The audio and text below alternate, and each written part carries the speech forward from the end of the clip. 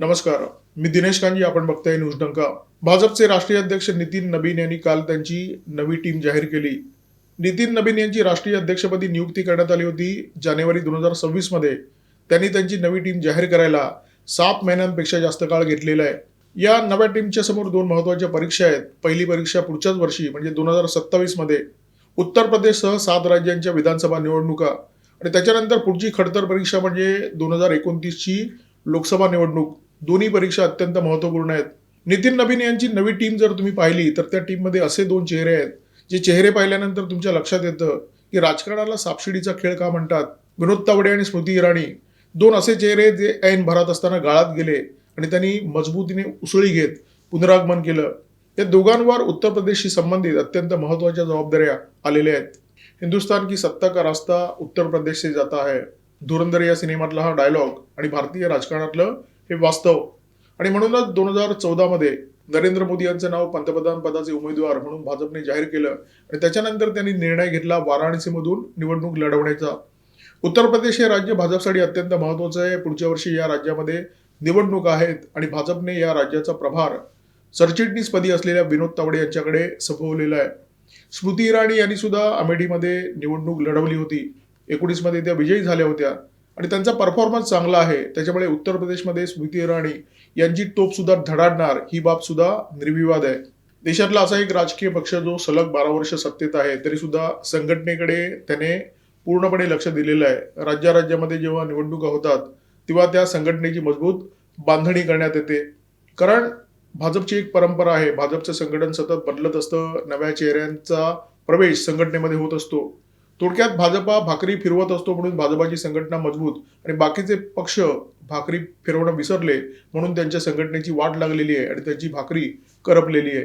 भाजपाच्या नेत्यांची मानसिकता अशी आहे की ते कोणतीही निवडणूक हलक्यात घेत नाहीत. अगदी मुंबई महानगरपालिकेची निवडणूक असली तरी सुद्धा ताकदीने लढतात. पंचायतीच्या निवडणुका सुद्धा ताकदीने लढवल्या जातात आणि पुढच्या वर्षी तर 7 राज्यांमध्ये निवडणुका आहेत.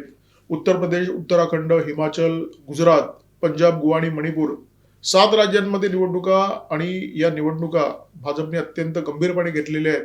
निवडणुकांना मजबूतीने सामोरं जायचं असेल तर तुम्हाला तुमच्या संघटनेमध्ये प्राण फुंकावे लागतात आणि तसे प्राण फुंकण्याचा प्रयत्न या टीमच्या निमित्ताने भाजपच्या केंद्रीय नेतृत्वाने केलेला आहे. पण या संघटनेकडे, या नव्या टीमकडे पाहिल्यानंतर काही प्रश्न मनामध्ये निश्चितपणे निर्माण होतात की राम माधव यांच्यासारख्या चेहऱ्यांना पुन्हा एकदा संधी का देण्यात आली, त्यांना पुन्हा एकदा संघटनेत का घेण्यात आलं. परंतु अशा काही किरकोळ बाबी जर आपण बाजूला ठेवल्या तर एकूण नितीन नबीन यांची जी नवी टीम आहे ती चांगली टीम आहे. भाजपच्या कार्यालयाने केंद्रीय पदाधिकाऱ्यांची जी यादी जाहीर केलेली आहे ती जर तुम्ही पाहिली असेल तर तुमच्या लक्षात येईल की सरचिटणीसांची जी नावं आहेत त्याच्यामध्ये पहिले नाव विनोद तावडे यांचं आहे. त्यांना उत्तर प्रदेशचा प्रभार सुद्धा देण्यात आलेला आहे. महाराष्ट्राच्या राजकारणामध्ये विनोद तावडे यांचं अक्षरशः पोतेर होत होतं. केंद्रीय नेतृत्वाने त्यांना वेळीत दिल्लीत आणलं. त्याच्यामुळे विनोद तावडे यांना आजचे चांगले दिवस दिसत आहेत. 2014 मध्ये महाराष्ट्रात भाजपची सत्ता आली आणि तेव्हा असं वाटत होतं की विनोद तावडे यांचं राजकीय वजन आता वाढायला लागणार. परंतु झालं विपरीत. विनोद तावडेने पहिली चूक केली ती मागील दाराने विधिमंडळामध्ये प्रवेश करते झाले आणि ते विधान परिषदेवर गेले. 2014 मध्ये ते आमदार झाले. 2019 मध्ये मात्र त्यांनी विधानसभा निवडणूक लढवण्याचा निर्णय घेतला. परंतु त्यांनी त्याच्यासाठी निवडला अत्यंत सुरक्षित आणि रेडीमेड असा बोरिवलीचा मतदारसंघ. अपेक्षा होती मुख्यमंत्री पदाची परंतु ते मिळालं नाही. गृहमंत्री पदाची अपेक्षा होती तेही मिळालं नाही.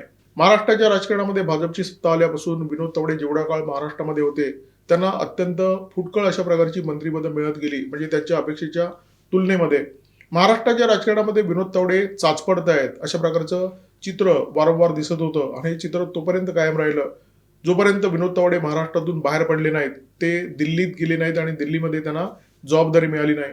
विनोद तावडे यांची परिस्थिती अत्यंत विचित्र होती. म्हणजे अशी परिस्थिती होती की संघाला एका पाठोपाठ एक मोठे विजय मिळत आहेत परंतु संघाचा जो स्टार खेळाडू आहे त्याचा बॅड पॅच सुरू आहे. 2002 मध्ये विनोद तावडे मुंबईचे अध्यक्ष बनले आणि त्याच्यानंतर त्यांची जी कारकीर्द सुरू झाली तिचा आलेख चढता होता आणि त्यामुळे स्वाभाविकपणे 2014 पर्यंत त्यांचा जो राजकीय दबदबा आहे तो प्रचंड वाढला होता. परंतु सरकार आल्यानंतर तो दबदबा झपाट्याने कमी व्हायला लागला, अगदी फुस व्हायला लागला. 2014च्या विधानसभा निवडणुकांमध्ये भाजपने दणदणीत यश मिळवलं.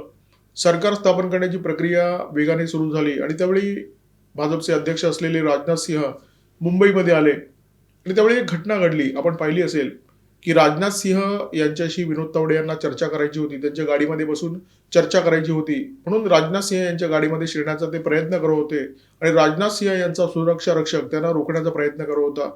हा जो सगळा फजितवडा आहे तो सगळ्या मीडियातून अत्यंत व्हायरल झाला. विनोद तावडे यांची अक्षरशः शोभा झाली आणि हा जो प्रकार आहे तो 2020 पर्यंत कमी जास्त प्रमाणामध्ये सुरू होता. 2021 मध्ये जे.पी. नड्डा यांच्या टीममध्ये तावडे यांची वर्णी लागली. जे.पी. नड्डा तेव्हा राष्ट्रीय अध्यक्ष होते भाजपचे. तावडेंवर जबाबदारी आली राष्ट्रीय चिटणीस पदाची आणि त्याच्यानंतर त्यांचं जे दुष्टचक्र आहे ते संपलं. तावडे दिल्लीला गेले आणि तावडे बदलले. ते शांत झाले आणि ते बहुधा आत्मचिंतनाच्या फेजमध्ये गेले असावेत. जेव्हा खेळपट्टी वाईट असते तेव्हा शहाणा बॅट्समन पिचवर उभं राहण्याचा प्रयत्न करतो की आपली विकेट फेकली जाणार नाही आणि एकदा तो मजबूतीने पिचवर उभा राहिला तर रन तर बनत असतात. तावडे नेमकं तेच करण्याचा प्रयत्न करत होते. दिल्लीचं राजकारण हे सोपं राजकारण नाहीये. फार कमी मराठी माणसं इथे रुळलेली दिसतात. इथे मजबूतीने उभी राहिलेली दिसतात. मराठी माणसाने दिल्लीच्या राजकारणामध्ये झेंडे गाडलेले आहेत. अशी उदाहरणं खूप कमी आहेत. प्रमोद महाजन यांच्यानंतर असं ओलांकित नाव सापडतच नाही. कारण दिल्लीचं राजकारण सोपं नाहीये. इथे टिकणं सोपं नाहीये. इथे उभं राहणं सोपं नाहीये. दिल्लीचं पाणी हे पचायला अत्यंत जड आहे आणि दिल्लीमध्ये जर तुम्हाला राजकारण करायचं असेल तर तुम्हाला अपमानाचे घोट पिण्याची सवय लागते. अपमानाचे घोट पचवण्याची ताकद लागते. जे.पी. नड्डा राष्ट्रीय अध्यक्ष असताना तावडे त्यांच्या टीममध्ये राष्ट्रीय सचिव होते. दोघांचा पूर्व परिचय होता कारण दोघेही अभाविपमधून भाजपमध्ये दाखल झाले होते. दोघांनी एकत्र काम केलं होतं. त्यामुळे नड्डांना तावडेंचं काम सुद्धा माहिती होतं आणि क्षमता सुद्धा माहिती होती आणि त्याच्यामुळे तावडेंवर एक महत्वाची जबाबदारी आली पुढच्याच वर्षी म्हणजे 2022 मध्ये बिहारमध्ये भाजपसाठी थोडीशी समस्या निर्माण झाली होती. नितीश कुमार भाजपला सोडून पुन्हा एकदा राजदच्या सोबत गेले होते आणि बिहारची जी भूमी होती ती भाजपसाठी अचानक खडतर बनली होती. भाजपचा आता इथे कस लागणार होता आणि तेव्हा विनोद तावडे यांची रवानगी करण्यात आली बिहारमध्ये. सुदैवाने लोकसभा निवडणुकीच्या आधीच नितीश कुमार पुन्हा एकदा भाजपमध्ये परतले आणि नोव्हेंबर 2025 मध्ये जेव्हा बिहारमध्ये निवडणुका झाल्या तेव्हा नितीश कुमार भाजपा एकत्र होते आणि अर्थातच विधानसभा निवडणुकांमध्ये या दोन्ही पक्षांना घवघवीत यश मिळालं. परंतु दरम्यानच्या काळामध्ये विनोद तावडे यांनी बिहारमध्ये उत्तम काम केलं होतं. संघटनेमध्ये त्यांनी जान फुंकली होती आणि जी गाडी रुळावरून घसरली होती ती पुन्हा एकदा रुळावर आणण्यामध्ये त्यांचं खूप मोठं योगदान होतं आणि त्यामुळे विनोद तावडे यांची राष्ट्रीय राजकारणामध्ये चर्चा झाली, मीडियामध्ये चर्चा झाली, लोकांनी त्यांचं कौतुक केलं आणि नड्डांच्या टीममध्ये त्यांना बढती मिळाली सरचिटणीस पदावर. आता पुन्हा दुसऱ्यांदा ते दुसऱ्या अध्यक्षाच्या टीममध्ये सरचिटणीसमध्ये आहेत. याचा अर्थ केवळ नड्डांचाच नाही तर संपूर्ण संघटनेचा त्यांच्यावर विश्वास आहे. नड्डांनंतर नितीन नबीन यांनी सुद्धा त्यांच्यावर विश्वास ठेवलेला आहे आणि त्यांच्यावर उत्तर प्रदेश सारख्या राज्याची अत्यंत महत्वाची जबाबदारी सुद्धा सोपवलेली आहे. तावडे दिल्लीमध्ये आल्यानंतर दिल्लीमध्ये सेट व्हायला त्यांना फार काळ लागला नाही. त्यांनी लवकरच दिल्लीच्या राजकारणामध्ये आपली पकड निर्माण केली, आपलं स्थान निर्माण केलं कारण त्यांना दिल्ली माहिती होती. अखिल भारतीय विद्यार्थी परिषदेचे पूर्णवेळ कार्यकर्ते म्हणून त्यांनी दिल्ली पाहिली होती, दिल्लीमध्ये काम केलं होतं आणि त्याच्यामुळे दिल्लीमध्ये रुळायला तावडेंना फार वेळ लागला नाही. आता त्यांच्याकडे उत्तर प्रदेशचा प्रभार आहे. उत्तर प्रदेशच्या निवडणुका पुढच्या वर्षी फेब्रुवारी किंवा मार्चमध्ये होतील अशा प्रकारची शक्यता आहे. म्हणजे जेमतेम 5-6 महिने निवडणुकीला उरलेले आहेत. भाजपची स्थिती उत्तर प्रदेशमध्ये उत्तम आहे. 3 महत्वाच्या समस्या आज संघटन म्हणून किंवा सरकार म्हणून भाजपच्या समोर उभ्या आहेत. त्यातली पहिली समस्या म्हणजे राम मंदिर दानपेटीमध्ये जो अपहार झाला तो एक विषय आहे. दुसरी महत्वाची समस्या 2024 मध्ये जेव्हा लोकसभेच्या निवडणुका झाल्या त्या निवडणुकांमध्ये उत्तर प्रदेशमध्ये भाजपला जबरदस्त फटका बसला होता आणि भाजपच्या जागा जवळजवळ निम्म्यावर आल्या होत्या. अर्थात समाजवादी पक्षाची ताकद वाढली होती, काँग्रेसची ताकद वाढली होती आणि यांचं बळ वाढलं होतं. तर या 2 समस्या उत्तर प्रदेशमध्ये भाजपच्या समोर आहेत, भाजपच्या संघटनेच्या समोर आहेत, भाजपच्या सरकारच्या समोर आहेत. परंतु त्याहीपेक्षा एक खूप महत्वाची समस्या आहे.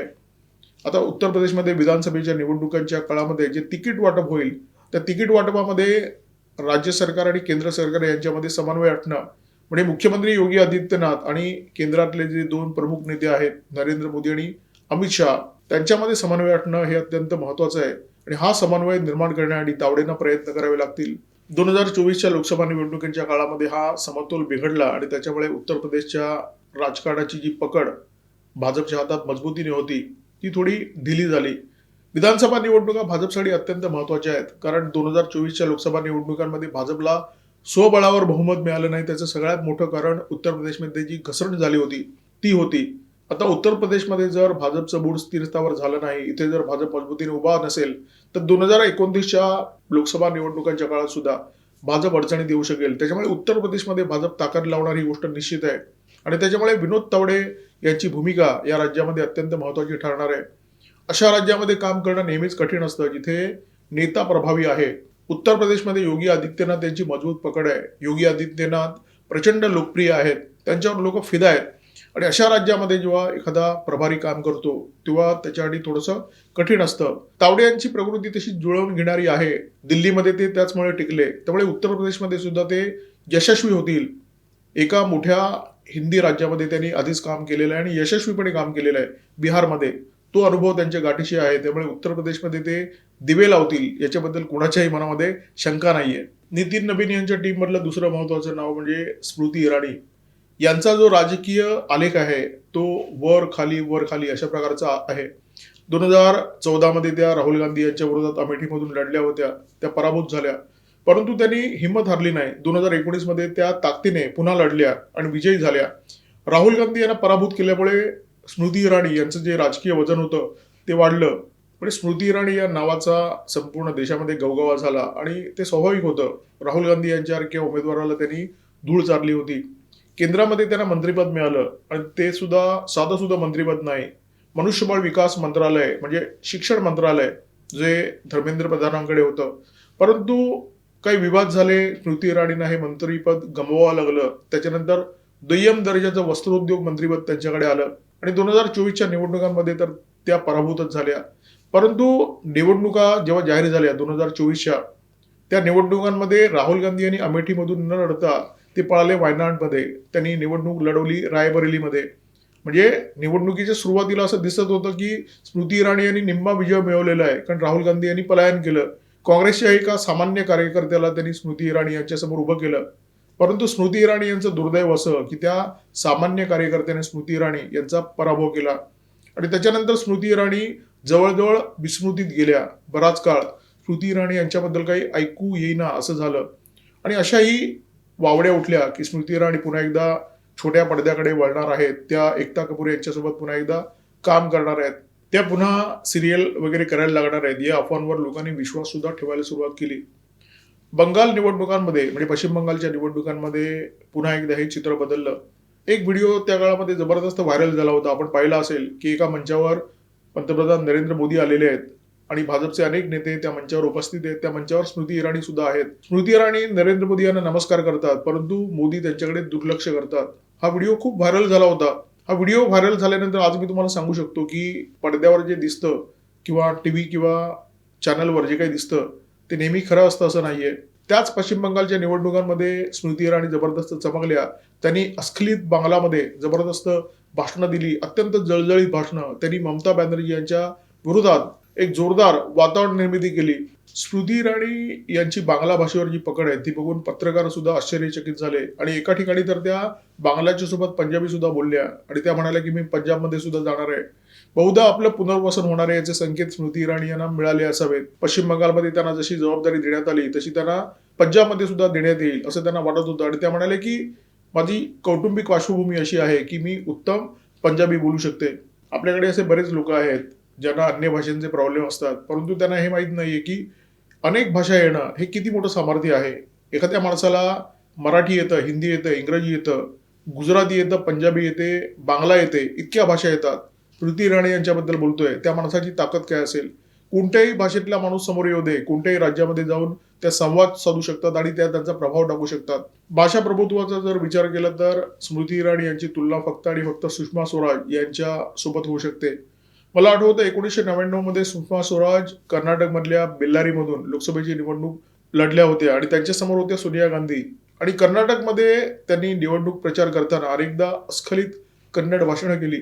ती भाषणं ऐकून तिथल्या स्थानिक लोकांना सुद्धा वेड लागलं की या बाई किती शुद्ध कन्नड बोलू शकतात. आणि समोर सोनिया गांधी उभ्या होत्या ज्यांच्या हिंदीचे सुद्धा वांदे आहेत. म्हणजे इंग्रजी त्यांचं वाईटच आहे, परंतु हिंदीचे सुद्धा वांदे आहेत. तर अशी ती निवडणूक झाली होती. सुषमा स्वराज यांचं एक संस्कृत भाषण सुद्धा मी ऐकलं होतं. अनेक भाषांमध्ये तुम्ही जेव्हा बोलू शकता तेव्हा तुमचा जो लोकांवरचा प्रभाव असतो तो प्रचंड वाढतो. स्मृती इराणी सुद्धा लोकांवर सध्या तशीच छाप सोडताना दिसत आहेत. चंदेरी दुनियेतून भाजपमध्ये आलेल्या लोकांची संख्या खूप मोठी आहे आणि ही मंडळी भाजपमध्ये आली, खासदार झाली. मोठी यादी आहे. शत्रुघ्न सिन्हा आहेत, हेमा मालिनी आहेत, धर्मेंद्र आहेत, विनोद खन्ना आहेत, सनी देओल आहेत आणि ताजं उदाहरण म्हणजे कंगना राणावत. परंतु स्मृती इराणी यांनी भाजपमध्ये जी भूमिका बजावलेली आहे, ती वेगळ्या प्रकारची भूमिका आहे. स्मृती इराणी या वक्त्या म्हणून प्रसिद्ध झाल्या, स्टार प्रचारक म्हणून भाजपमध्ये त्यांनी खूप लौकिक मिळवला आणि आता तर त्या संघटनेमध्ये काम करणार आहेत. ही खूप मोठी गोष्ट आहे. विनोद तावडे असो किंवा स्मृती इराणी या दोघांच्या उदाहरणावरून एक गोष्ट निश्चित आहे. जो खडतर काळामध्ये मजबुतीने उभा राहतो, जो आपली विकेट फेकत नाही आणि जो अपमानाचे घोट पचवू शकतो, त्याला भाजपमध्ये मरण नाहीये जर त्याच्याकडे उत्तम प्रतिभा असेल तर. हे दोघंही प्रतिभावान आहेत, मेहनती आहेत आणि संघटनेप्रती समर्पित आहेत. तर या दोघांची नियुक्ती झालेली आहे. या दोघांना आमच्या मनापासून शुभेच्छा. या व्हिडिओमध्ये तुर्तास थांबतो. व्हिडिओमध्ये माझ्यासोबत होते cameraman Omkar Bhagwat, video editor Ajay Shelke. नमस्कार आणि धन्यवाद.